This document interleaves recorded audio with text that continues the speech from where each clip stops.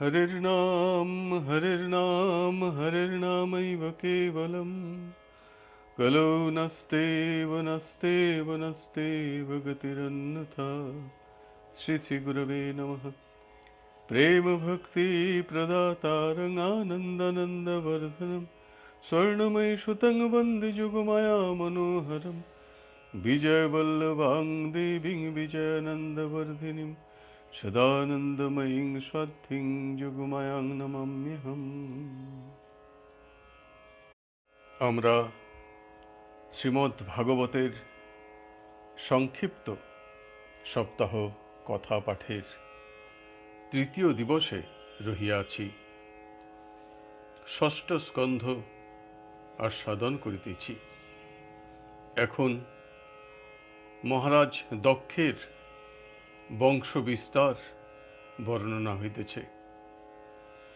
সুতমুনি কহিলেন, মহারাজ পরীক্ষিত, প্রচেতাগণের বংশ বিস্তার পুনরায় বিস্তারিতভাবে জানিতে চাহিলে শ্রী শুকদেব বলিলেন, প্রাচীন বর্হির প্রচেতা নামক 10 জন পুত্র ভগবান শ্রী হরির আজ্ঞা অনুসারে প্লম্লোচার গর্ভজাত কন্যা মারিসাকে বিবাহ করেন এবং তাহার গর্ভে দক্ষ নামক এক পুত্র জন্মগ্রহণ করেন। সেই দক্ষ প্রজাপতি প্রজা সৃষ্টির উদ্দেশ্যে অঘমর্ষণ নামক তীর্থে স্নান করিয়া হংসগুচ্ছ নামক স্তবের দ্বারা ভগবান শ্রীহরির স্তব করিলেন। তাহাতে অতি তুষ্ট হইয়া ভগবান শ্রীহরি দক্ষের সম্মুখে আবির্ভূত হইয়া কহিলেন, হে দক্ষ, পাঞ্চজন নামক প্রজাপতির কন্যা অশিক্লীকে তুমি পত্নী রূপে গ্রহণ করো, তাহার গর্ভে বহুল পরিমাণে প্রজা সৃষ্টি হইবে। এই কথা বলিয়া তিনি অন্তর্হিত হইলেন। হে রাজন, প্রজাপতি দক্ষ শ্রীহরির আদেশ অনুসারে অশিক্লীকে বিবাহ করিয়া তাহার গর্ভে হর্যস্ব নামক 10,000 পুত্র উৎপাদন করিলেন। দক্ষ তাহাদিগকে সন্তান সৃষ্টির আদেশ করিলে তাহারা পশ্চিম দিকে গমন করিয়া নারায়ণ সরোবরে স্নান করিতেই তাহাদের অন্তঃকরণ হইতে বিষয় আসক্তি দূরীভূত হইল। অনন্তর তাহারা পিতার আদেশ স্মরণ করিয়া লোক সৃষ্টির জন্য কঠোর তপস্যায় রত হইলেন। তাহাদিগকে এইরূপ অবস্থায় দেখিয়া দেবর্ষি নারদ তত্ত্বজ্ঞান তাহাদিগকে দান করায় তাহারা সেই কার্য হইতে বিরত হইলেন এবং নারদকে প্রদক্ষিণ করিয়া এমন পথ ধরিলেন যাহা হইতে আর কখনো ফিরিলেন না। হে রাজন, প্রজাপতি দক্ষ তাহার হর্যস্ব নামক পুত্রগণের কথা অবগত হইয়া তাহার পত্নী অশিক্লীর গর্ভে পুনরায় সবলাস্য নামক সহস্র পুত্র সৃষ্টি করিয়া প্রজাবৃদ্ধির উপদেশ দিলেন।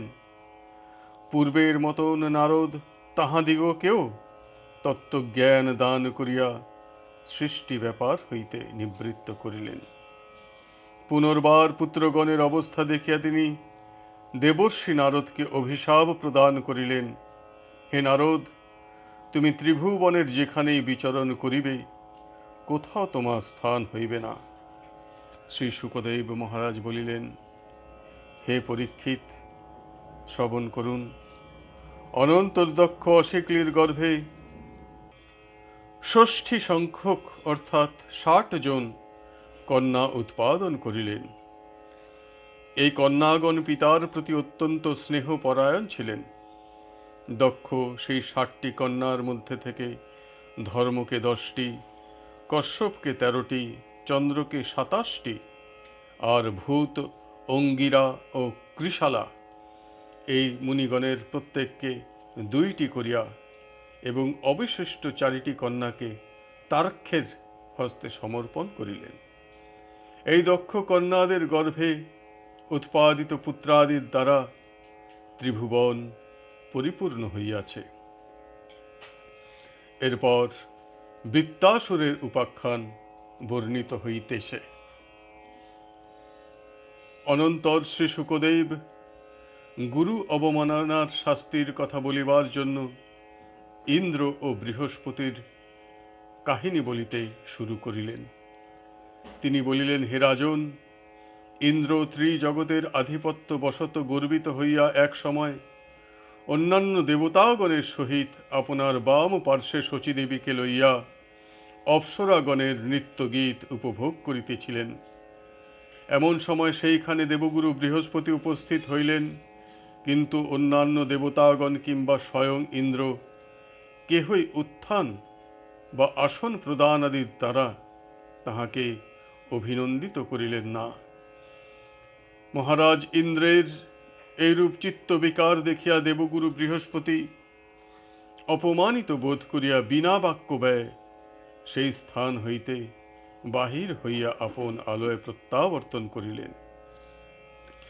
তখন ইন্দ্র মনে মনে নিজেকে অপরাধী বোধ করিয়া গুরুদেবের চরণে পতিত হইয়া অপরাধের জন্য ক্ষমা ভিক্ষা করিবেন এইরূপ চিন্তা করিয়া তাহার নিকট গমন করিলেন।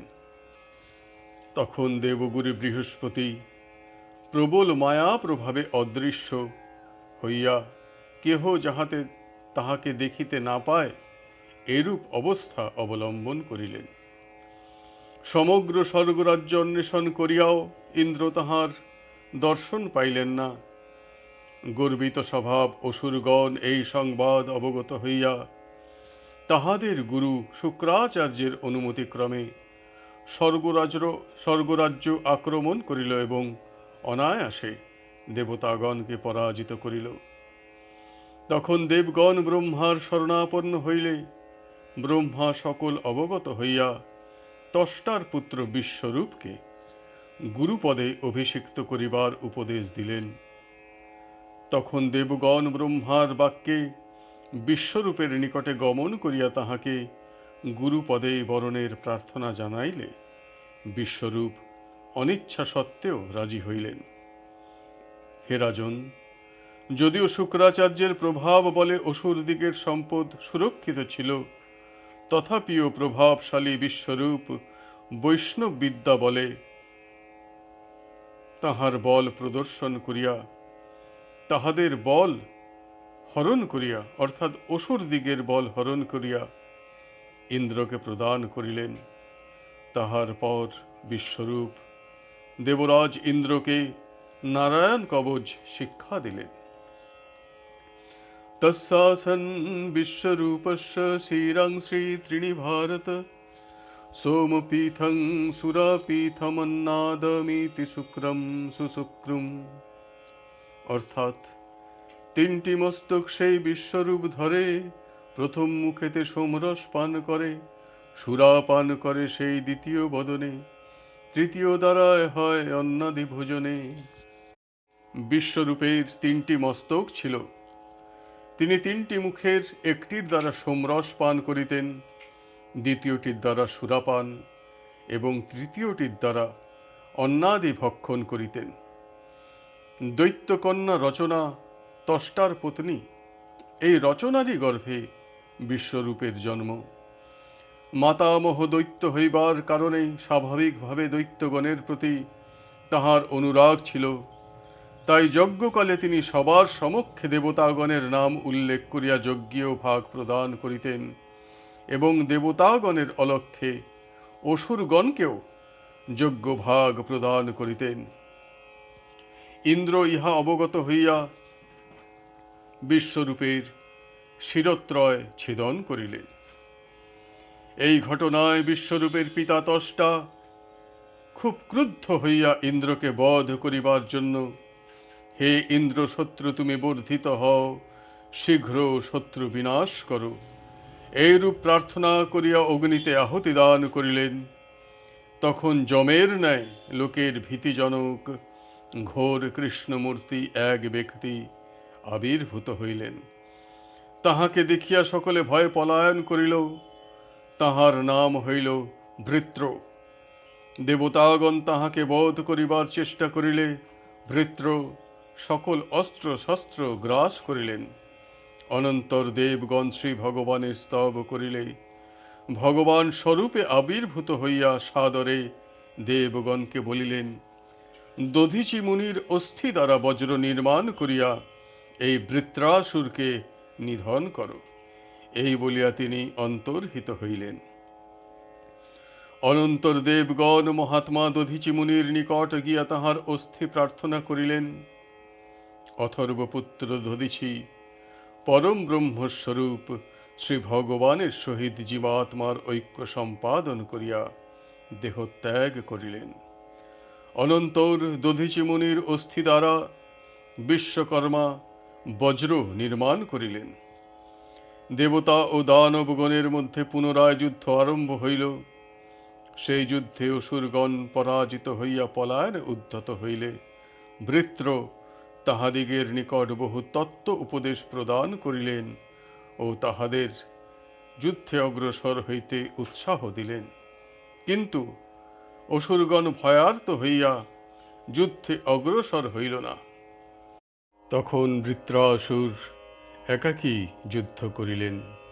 জাতস্য মৃত্যুর ধ্রুব এষ সর্বতঃ প্রতিক্রিয়া যস্য ন চেহ ক্লপ্তা লোকো যশশ্চাথ ততো যদিয়মু কো ন মৃত্যুং ন বৃণীত যুক্তম। অর্থাৎ ধরা মাঝে জন্মলাভ হইল যাহার, একদা অবশ্যম্ভাবী মরণ তাহার, মৃত্যুর কবল হইতে নিজেকে রক্ষিতে কোনো ব্যবস্থা কভু না পারে করিতে, সেই অবস্থায় যদি মৃত্যু অপেক্ষায় যশলাভ করে কিংবা শুভগতি পায়, সেই সমীচীন মৃত্যু হইলে উপস্থিত বরণ করিবে তারে জ্ঞানী সুনিশ্চিত। বৃত্রাসুর ইন্দ্রকে বহু জ্ঞান গর্ভ উপদেশ প্রদান করিয়া তাহাকে যাহাতে শীঘ্র নিধন করা হয় সেই জন্য ইন্দ্রকে অনুরোধ করিলেন।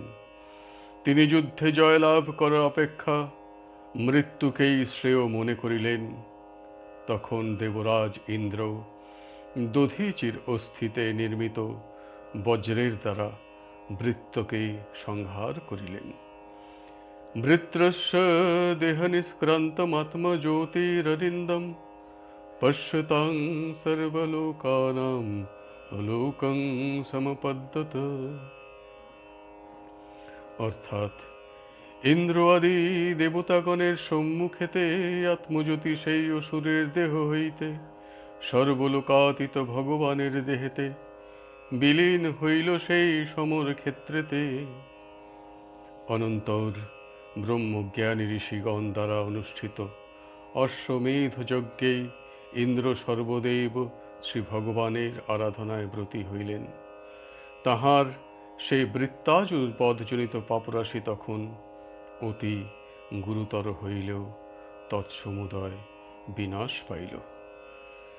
শ্রী শুকদেব বলিলেন, হে রাজন, ইন্দ্রের বৃত্রজয় ও পাপ মুক্তি সম্পর্কিত এই উপাখ্যানটিতে শ্রী ভগবানের মহিমা কীর্তন ও ভক্তজনের সদ্গতি বর্ণনা রহিয়াছে।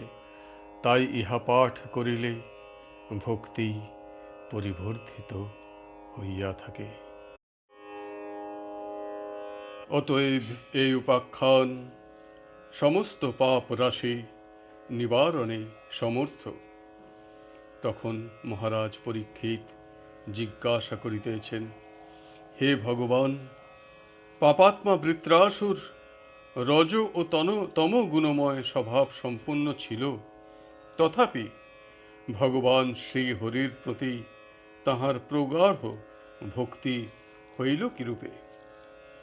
সুতমুনি তখন কহিলেন, শ্রী শুকদেব গোস্বামী পাদ শ্রদ্ধান্বিত পরীক্ষিতের এইরূপ সঙ্গত প্রশ্ন শ্রবণ করিয়া তাহার বহু প্রশংসা করিয়া তদুত্তরে বলিলেন, হে মহারাজ, ব্যাসদেব, নারদ ও দেবল প্রমুখের নিকট আমি বৃত্রের যে পূর্ব ইতিহাস শ্রবণ করিয়াছি, আমি তাহা আপনার নিকট কীর্তন করিতেছি।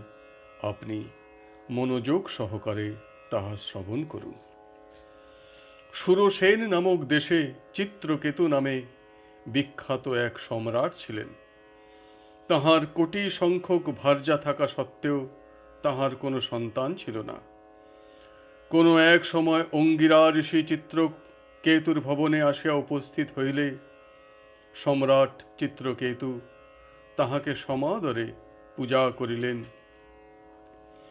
অনন্তর ঋষিবর মহারাজের কুশল জিজ্ঞাসা করিয়া বলিলেন, মহারাজ, আপনাকে দেখিয়া মনে হইতেছে যেন আপনি অন্তরে পরিতুষ্ট নহেন, ইহার কারণ আমাকে বলুন। তখন চিত্রকেতু মহারাজ তাহার সন্তানহীনতার কথা ব্যক্ত করিলেন। ইহা শ্রবণ করিয়া দয়ার্দ্রচিত্ত অঙ্গিরা ঋষি চরু পাক করিয়া তাহার দ্বারা তষ্টার যজ্ঞ করিলেন। যজ্ঞ শেষে হোম অবশিষ্ট চরু চিত্রকেতুর জ্যেষ্ঠা মহিষী কৃতদ্যুতিকে ভক্ষণ করাইলেন। অনন্তর মহর্ষি অঙ্গিরা চিত্রকেতুকে বলিলেন, হে রাজন, তোমার একটি পুত্রের জন্ম হইবে, সেই পুত্র তোমাকে হর্ষ ও শোক দুই দান করিবে। এই কথা বলিয়া তিনি বিদায় লইলেন। অনন্তর যথাকালে কৃতদ্যুতির একটি পুত্র জন্ম লাভ করিল। তাহাতে রাজর্ষি চিত্রকেতু অতি কষ্টে অর্জিত সেই পুত্রের প্রতি দিন দিন মমতা বৃদ্ধি পাইল এবং ওই পুত্রের মাতার প্রতিও তাহার স্বাভাবিক প্রীতি বর্ধিত হইল। ইহা তাহার অন্য পত্নীগণের অসহ্য হইল। তাহারা ঈর্ষানলে দগ্ধ হইয়া নিতান্ত কলুষিত বুদ্ধির দ্বারা নির্দয় হইয়া স্বামীর পুত্র সৌভাগ্য সহ্য করিতে না পারিয়া শপথনীর সেই শিশুটিকে গোপনে বিষ প্রয়োগে হত্যা করিল। অনন্তর মহারানী কৃতদ্যুতি মৃতপুত্রকে দেখিয়া অতিশয় শোকে বিলাপ করিলেন। মহারাজ চিত্রকেতু গভীর দুঃখে কাতর হইলেন। তখন তাহার অন্য পত্নীগণ দুঃখের অভিনয়ে রোদন করিলেন। এমন সময় নারদ ঋষিকে সঙ্গে লইয়া অঙ্গিরা ঋষি সেইখানে আগমন করিলেন। রাজর্ষি চিত্রকেতু শোকে অভিভূত হইয়া স্বীয় মৃতপুত্রের নিকটে মৃতের ন্যায় পড়িয়াছিলেন।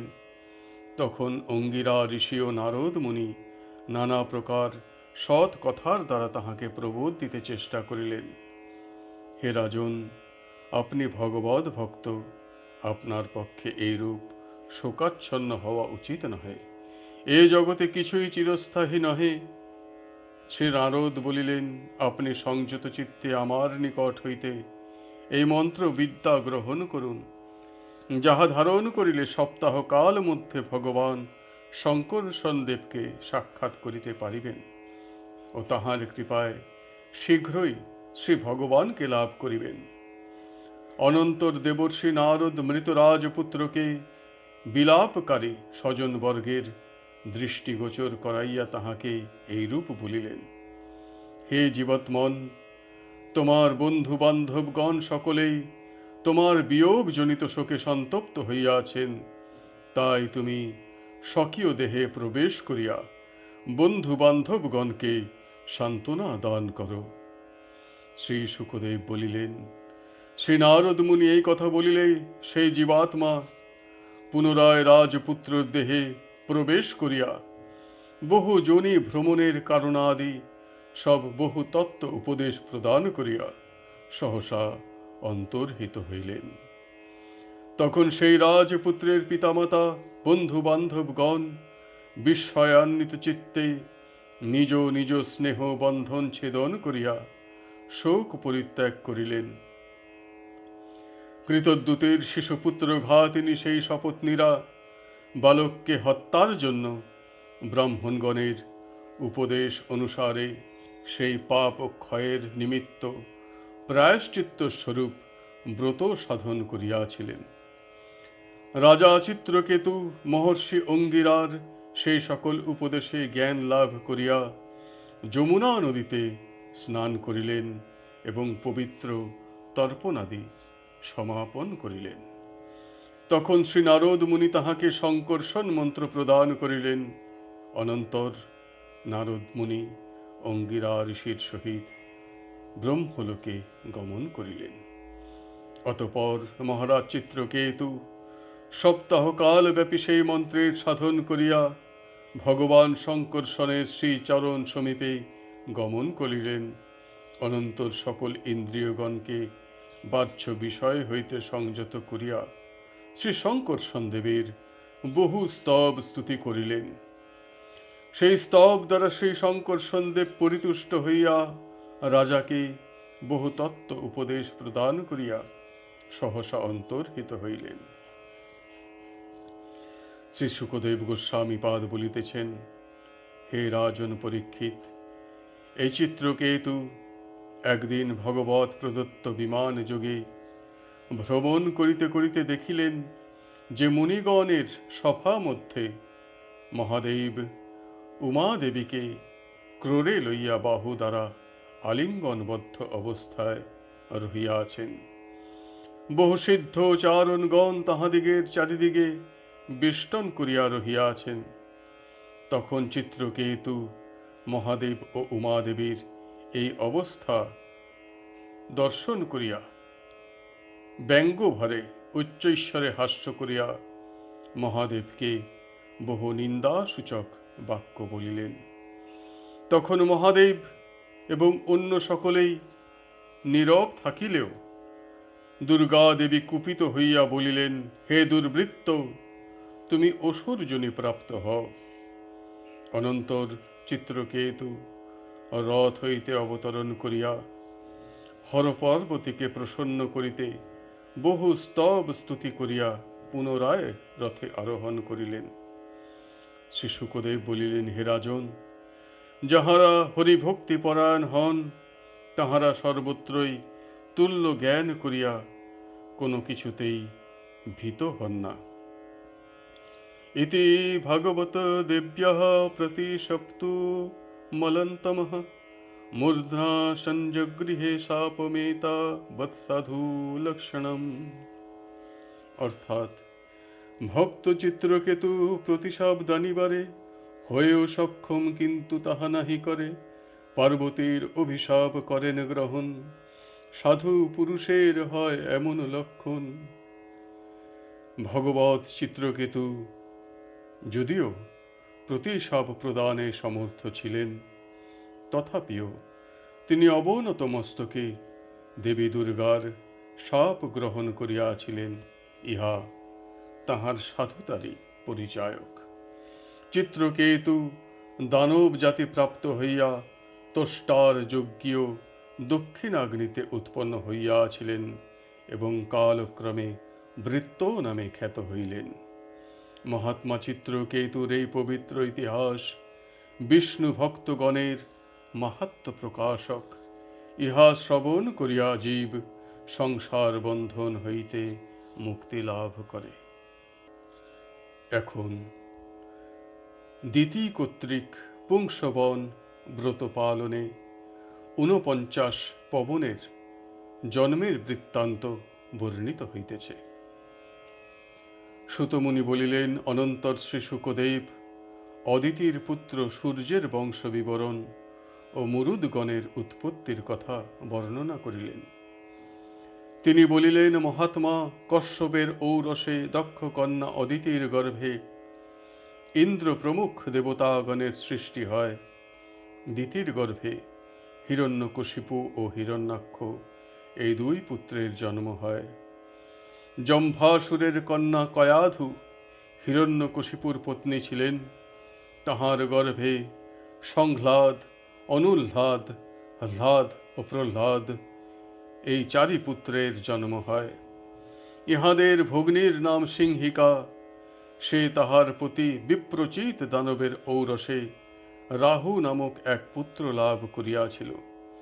রাহু অমৃত পান করিলে প্রবৃত্ত হইলে শ্রীহরির চক্রের দ্বারা তাহার মস্তক ছেদন করিয়াছিলেন। প্রহ্লাদের পুত্র বিরোচন, তাহার ভার্যা দ্রবীর গর্ভে বলির জন্ম হয়। বলি তাহার ভার্যা অসনার গর্ভে শতপুত্র সৃষ্টি করেন। তাহাদিগের মধ্যে বাণ শঙ্করের আরাধনা করিয়া প্রাধান্য লাভ করেন। ৪৯ পবন দিতির পুত্র তাহারা সকলে দেবরাজ ইন্দ্রের দ্বারা দেবত্ব লাভ করেন এবং তাহারা সকলেই নিঃসন্তান ছিলেন। অনন্তর মহারাজ পরীক্ষিত দিতির গর্ভজাত সন্তান অসুর হওয়া সত্ত্বেও কিরূপে ইন্দ্রের দ্বারায় দেবত্ব লাভ করেন তাহা জানিতে ইচ্ছা করিলেন।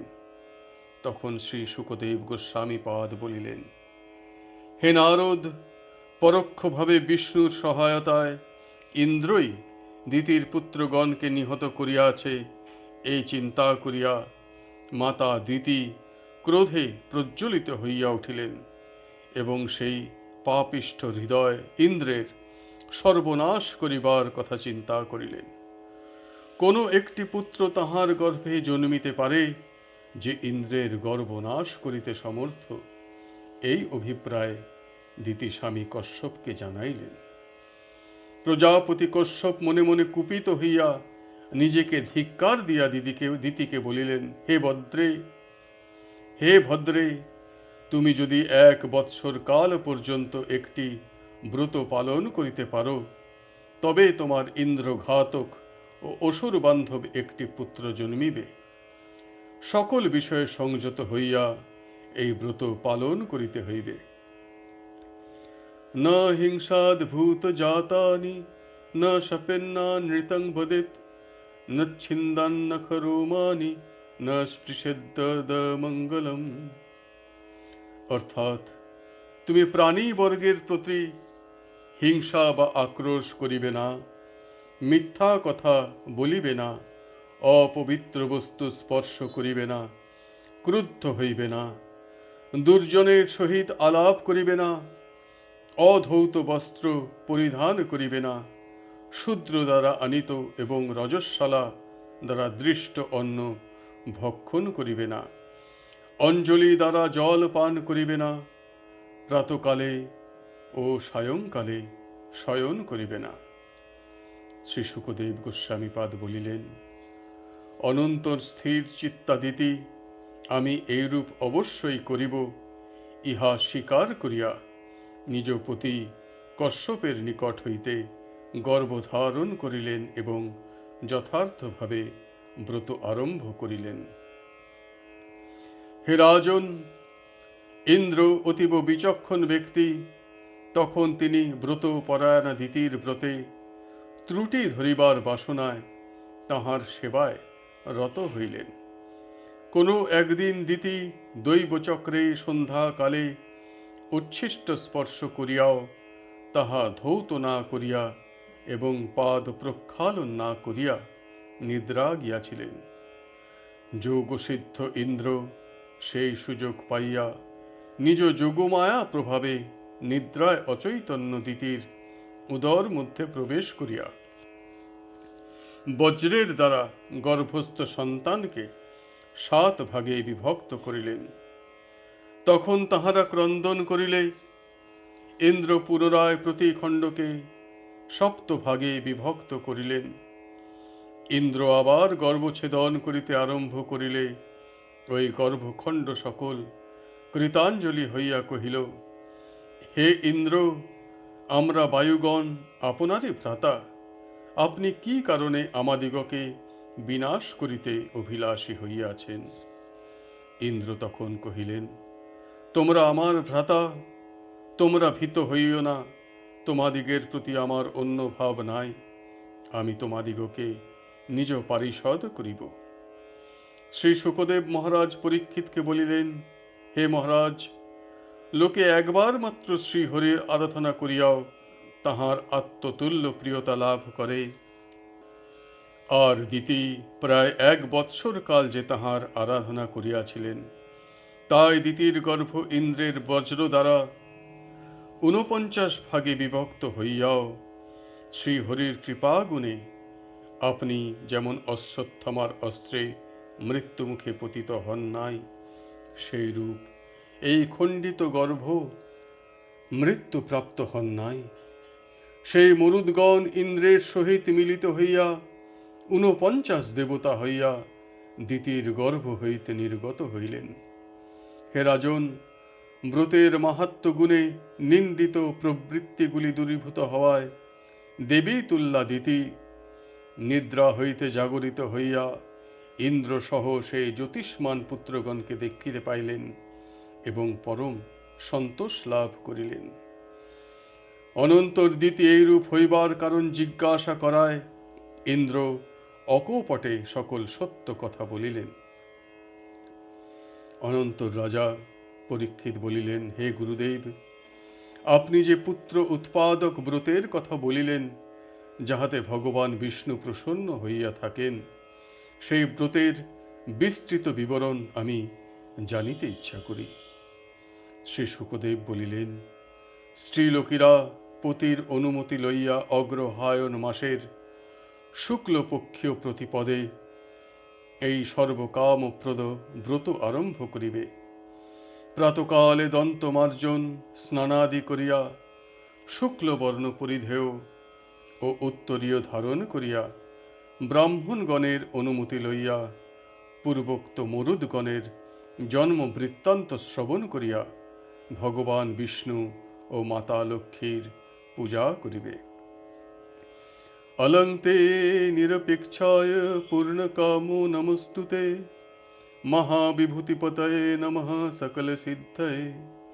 यथा त्वं कृपया भूत्वा तेजसा महिनोजसा जुष्ट ईश गुणैः सबैस्ततोषि भगवान् प्रभुः। महाभाव सम्पन्न अतुल ऐश्वर्यशाली ब्रह्मा विष्णु महेश्वरात्मक भगवान पुरुषोत्तमके नमस्कार करी এবং তাহাকে মহাবিভূতি সহ পূজা উপহার প্রদান করি। এই মন্ত্র দ্বারা প্রতিদিন একাগ্র চিত্তে ভগবান বিষ্ণুর আবাহন করিবে এবং পাদ্য অর্ঘ্য আচমনীয় স্নানীয় বস্ত্র উপবীত আভরণ চন্দনাদি গন্ধ পুষ্প ধূপ দীপ নৈবেদ্য প্রভৃতি উপচার প্রদান করিবে।